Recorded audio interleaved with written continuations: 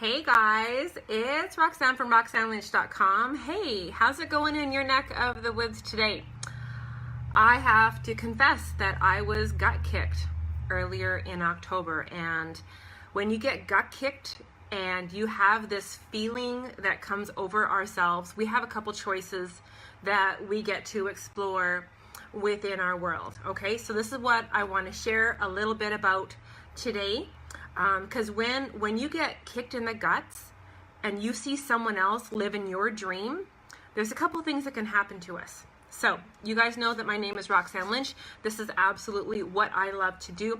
I love to stir up thought. I love to create emotion and energy and get touchy and gooey on the inside, so we can start thinking differently, maybe do a few things differently within our beloved businesses. And you guys know that I know that there's enough sunshine out there for everybody. So whether you're within my team and my business, within social retail, or your own beloved businesses out there, I want everyone to win, okay? I really, really do.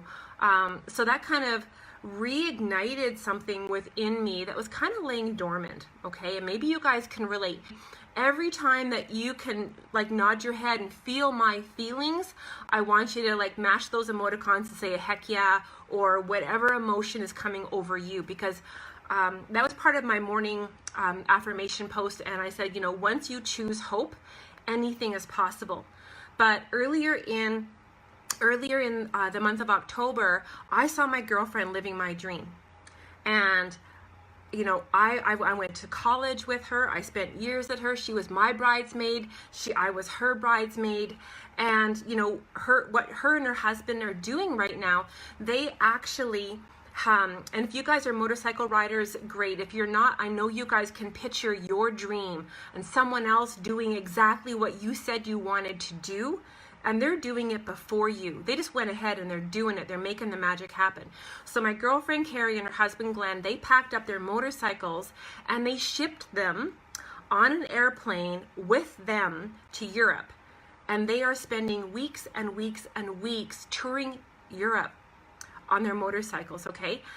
They have kind of like the enduro crosses, so they're you know, they can go all over on different roads. They're not riding Harleys like I am, but she's living my dream, you know, because my husband Bob and I have a very similar dream where when he turns 55, which is only a couple years away, we live way up here, like I said, 9 hours above the Montana border, and we want to like put our planes on the airplane in Edmonton, and we're going to fly them all the way down over here to the bottom peninsula of Florida, and then we're going to lollygag and probably take, you know, anywhere from 8 to 10 weeks to drive them all the way up the coast, and then, you know, to take a sharp left at the top and then scoot back across and head over back home. That's our dream. That's something that we are planning. We want to do. We're excited to do this. We've never done anything it's so adventureful. We normally take anywhere from 3 to 5 weeks in the summertime touring Western United States and Canada, but we've never done anything like this, and it's a big plan. So I was gut kicked when I seen on Facebook Glenn unpacking his bike and riding away on his motorcycle out of the airport with him and his wife Carrie. And I was like, I wasn't even invited. And you know, I was shell shocked. I'm so happy for them. Okay, this isn't jealousy. This isn't envy. This is just watching someone else live my dream, doing what I want to do. You know, I just hadn't planned on going to Europe with my bike. I thought flying it to Florida and then riding it home would be an adventure enough. So that was part of the big instigator of why I was making some shifts and changes within my business, within social retail. And as you guys know, social retail has two different sides of the compensation plan, right? We have a customer acquisition side and we have a team builder side. So no matter what your strengths are, you can earn and build an amazing business and learn to do the other side. Okay, I don't mind being a slow learner. It took me 18 months to get better at customer sales. Some people are great at it. It wasn't my focus, it wasn't my passion. But what I had to do is I had to realize that I had a big why. All of a sudden, watching my girlfriend show pictures of her and Glenn riding all over Europe, it became a stretch goal. All of a sudden, I realized that I had to stretch, because you know what? I have to be really honest. Some of my goals were met, financially, economically. I was ranking rapidly through this business model. I was educating. I've crossed stages. I've taken awards. I've been interviewed. I do team trainings. I do podcasts. I'm very comfortable in my beautiful social retail business. So it wasn't as if I was lazy. I just really wasn't growing exponentially anymore like I was back in the very early spring of 2017. So, and the thing is, I knew I could do more. Like, I knew I was fully capable of doing more. I just wasn't hungry. Does that make some sense? Have you ever guys got to the place within your business that you're just not really hungry for it anymore? There's not a big motivator. So what I wanted to do is I really wanted to start exploring the other side of this beautiful compensation plan within social retail.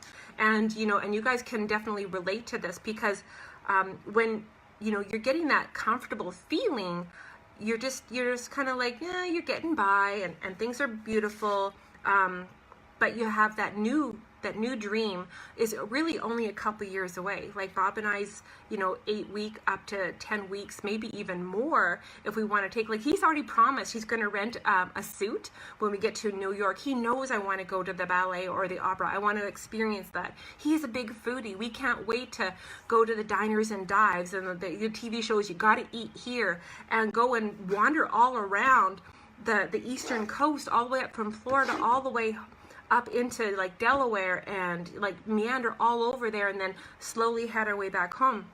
So there had to be some things that I changed within my business and my day, which is I had to create new activities, and I had to get uncomfortable all over again. And you know how hard that is when you're comfortable?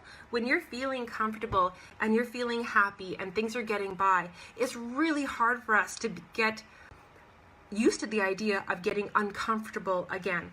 So I want to share with you some ideas that come into my heart and my brain today, and I just had to share them.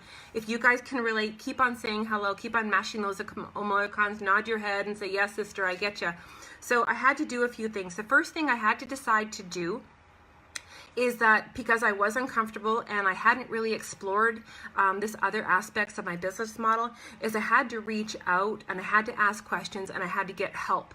Okay, I have some amazing team members that I just had to reach out and ask them, how did you break over to the other side of the compensation plan? Or, what are you doing every day to grow new interest within your business on the customer acquisition side, on the customer sales side, and get better at sales? Like, I had to ask those questions, which means I had to get vulnerable and also admit to myself and to other people that I don't know it all, and I don't, and I'm totally fine by that. I am the first one to reach out and ask for help, but sometimes people think that I know it all, and I don't. Okay, so let's pop that bubble right now. So I had to get uncomfortable, and the first activity I had to do is I had to reach out and I had to ask for help and know where I had to go. Sometimes it was just a document. Sometimes it was a PDF within our training file. Sometimes it was a couple of videos. Some of it was some cheat sheets and how-tos. All the material for my training was right there. I had just never really explored it, okay? That onus was on me, okay? That was on me. I had to stretch and grow, so therefore I had to figure it out. Which leads me into tip number 2, is I had to decide. I really had to decide that I wanted this. Like, this was very rapidly coming. Like, Bob and I have this plan, and it's only a couple years away. If you can imagine being on the road for 3 months, you know that I have some amazing things I want to do. I want to be able to go to Churchill Downs. I want to maybe even take in the Kentucky Derby if we time it right. There's all kinds of amazing things. Like, Bob says he wants to go and do some crocodile hunting, going up and down the bayou. We're definitely going to be stopping at New Orleans. Like, all these places and things that you see other people doing, we are just going to like lollygag all the way up the coast and do this. So I had to decide that I was going to do things that I had never done before, and fall down and fall forward and fail and get up and figure it out again. Ask myself, how am I going to learn? How am I going to reflect what went well, what didn't go well within that conversation? And that is tip number 3, which is I had to decide I was going to fall forward. I had to get myself used to the idea that these activities that I was going to be doing, I necessarily hadn't done them before. But you know what? And you guys can definitely agree. Have you guys ever not done something that you really, really, really wanted to do? Have you never not ever figured out the way to make it happen when you really, really, really, really, really want to make it happen? Once you choose hope, anything is possible, okay? So I had to become an active learner. I had to become a better learner. I had to get curious. I had to get understanding that I had to be a flexible learner. What maybe worked for Chandra or Michelle or Cherie or or Jamie or Melanie, all these other amazing women, what was working for them might not exactly fit for me. And I was totally okay, right, Missy? We have to figure out what works for us, our learning tendencies, our natural nuances and skill sets of the women that we are, follow with the right heart, and be really flexible within our learning. Be a very elastic learner, like Ray Higdon says, and be able to teach ourselves by exploring what went well and what didn't go well. Don't beat yourself up, just figure it out, okay? So, I mean, I really know that it sounds normal, but really, you've heard it 100 times before, I bet, but we just have to decide that this is what we want to do, and we're going to figure it out, because all the other times in our lives, we have managed to figure it out, and not allowing ourselves to beat ourselves up in our heads and really get past because this is what I want. This is my goal. This is my dream. I just saw someone else ride by on their motorcycle doing what I wanted to do. Not necessarily quite go where they've went to go, but that you get the idea, okay? So the last tip I want to leave you with, number 4, is when you decide that you're going to figure out how, we get creative, okay? So start brainstorming with your friends. Start brainstorming with other women that you know are really great at what you want to get good at, okay? So get creative, get collaborating, get doing, because it absolutely feels amazing. I mean, you would not believe how many no's I had to go through to rank up the first time on the business model side of the customer acquisition. And then for just a couple of days later, when I ranked up again, you don't know how many no's I had to go through, and how many times I had to revamp conversations, how to revamp curiosity and intrigue to create conversations, okay? So, but you get excited. I got one yes, and I made one sale, and I rolled forward within that momentum, because it's contagious. Because it just starts to bubble within you. It's like, yeah, I can do this. Yeah, I can do this. And all of a sudden, the no's didn't matter, and unanswered messages didn't matter. And, some of the lack of the comments on some of my posts didn't matter, because I had 1 sale, 2 sales, 3 sales, 4 sales, 5 sales, and on it went. So we create that energy and momentum by the successes of the joys that we're feeling and the connecting with women. And it all comes down to the conversations, okay? At the end of any conversation that I had, I made that woman know that they were valued, that they were appreciated, that I really cared for them, and whether they bought or they didn't buy, it doesn't matter. It's how I ended the conversation with that freedom that I can follow up with them next month, or the month after, or the month after, okay? So these are some of the ideas. I was super impassioned. I think one more last tip, okay? So often we get caught up in the learning mode, okay? So often we get caught up I need more research. I need to figure this out some more. I'm going to watch another video. I'm going to read another blog. I'm going to check out another article. The thing is that we're never going to break free from the learning mode until you shift yourself into the doing mode.